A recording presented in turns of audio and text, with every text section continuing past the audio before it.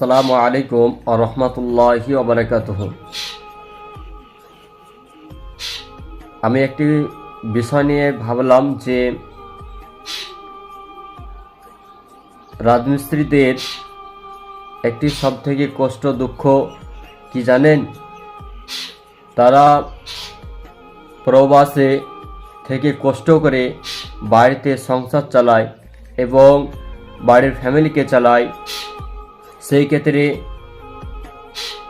তিনারা হয়তো রোজা রাখতে পারেন না এবং যিনারা রোজা রাখেন তিনাদেরকে রোজা রাখতে দিন।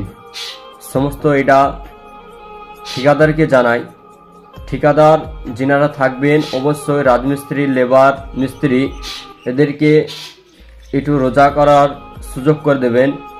আর রোজা থাকার অবস্থায় আপনি অল্প কাজ করাইন, কেন আপনি 12 মাসের মধ্যে 11 মাস আপনি খাটাচ্ছেন, সেই ক্ষেত্রে আপনি 1 মাস অল্প কাজ করাবেন। কেন এই ক্ষেত্রে আপনার কিছু নেকি, কিছু আমল, আপনার এটা আমল হয়ে যাবে। আর যেসব লেবার মিস্ত্রি রোজা রাখবে তিনাদের জন্য মাঝে মধ্যে আপনারা ইফতারের ব্যবস্থাও করে দেবেন। এটা ঠিকাদারের উদ্দেশ্য বললাম। এই কথাটা শুনে যদি ভালো লাগে অবশ্যই সাবস্ক্রাইব করবেন, লাইক করবেন আর ভিডিওটা বেশি বেশি করে শেয়ার করবেন। আসসালামু আলাইকুম ওয়া রাহমাতুল্লাহি ওয়া বারাকাতুহু।